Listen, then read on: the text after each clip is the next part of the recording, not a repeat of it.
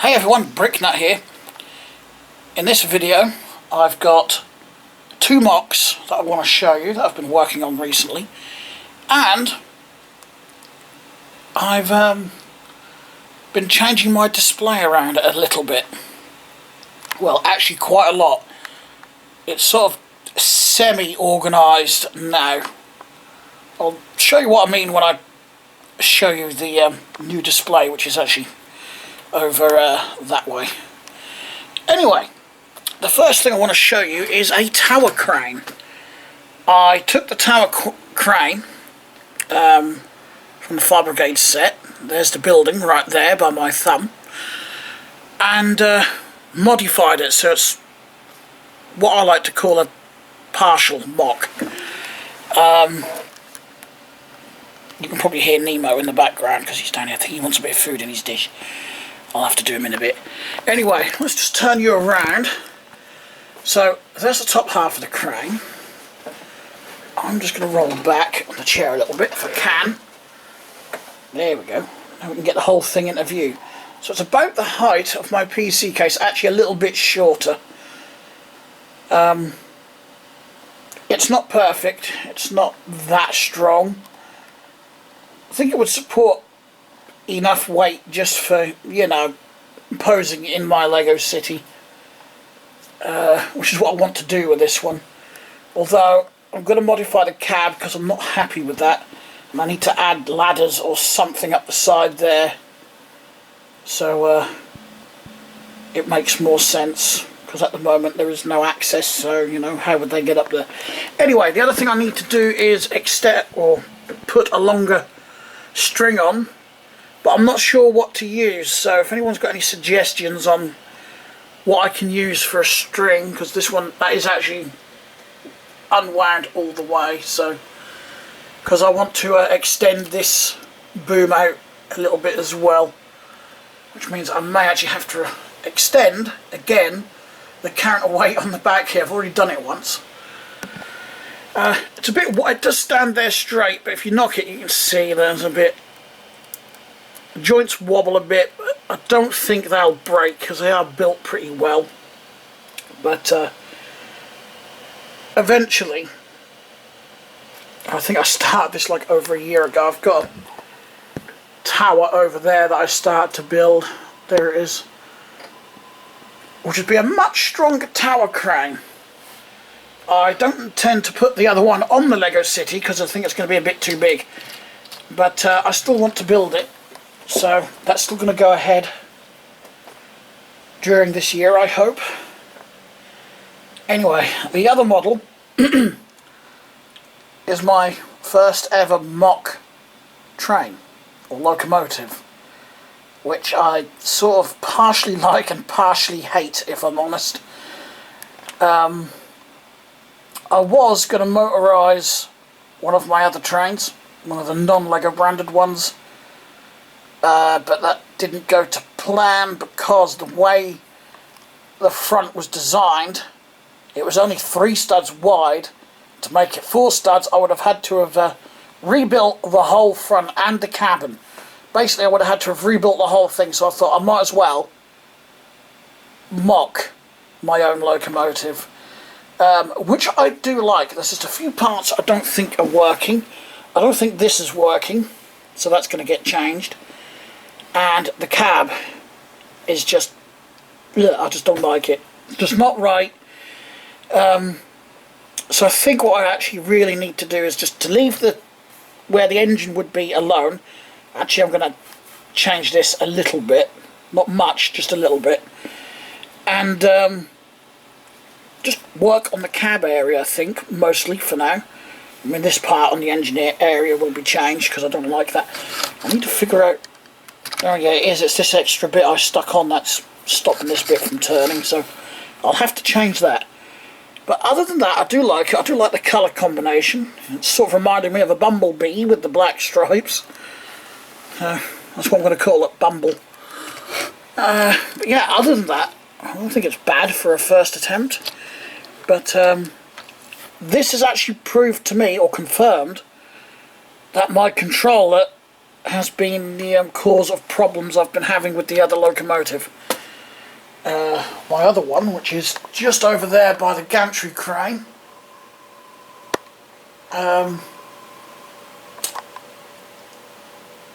times out of 10 when I went to use that, the controller, right, you got your 2 dials on the controller, haven't you, for them? You turn the controller in one direction, for obviously the train to go in one direction, and it would start moving in that direction at whatever speed you set the dial at, and then all of a sudden, after it moves just an inch or two, it flies in the other direction at full speed. I have to press the stop button to stop it. So the stop buttons actually work fine on that controller. But this one, the motor on this one did exactly the same thing.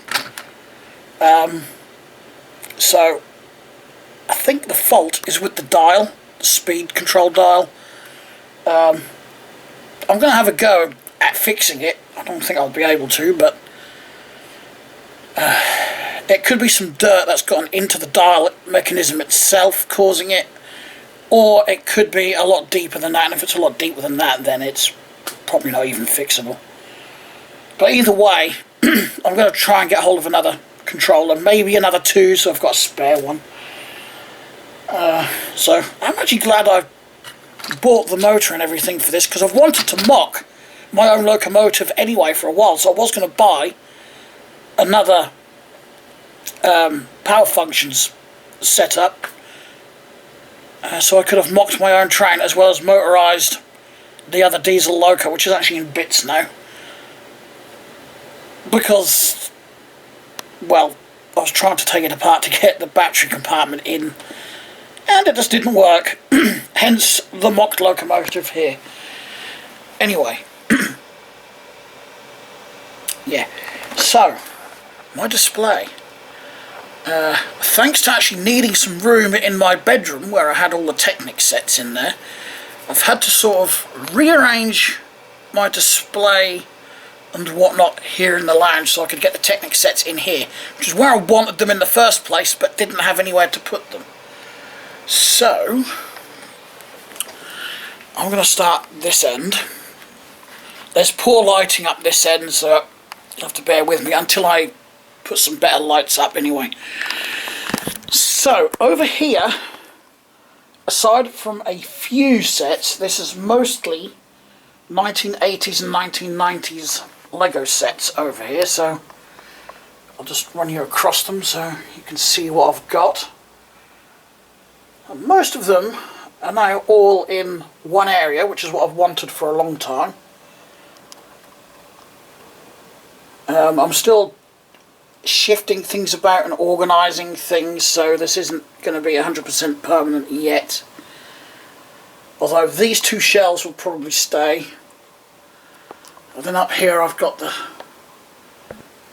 bigger sets. I've got my big police precinct up there.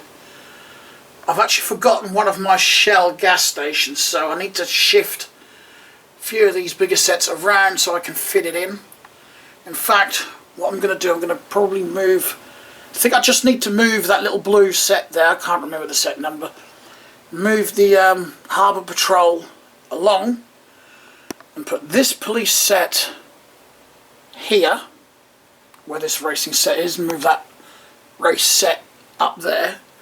Excuse me. And that will allow me to move the medical centre there and put my other Shell station in there, because it's on there where I put it when I was rearranging everything the other day and forgot it was there.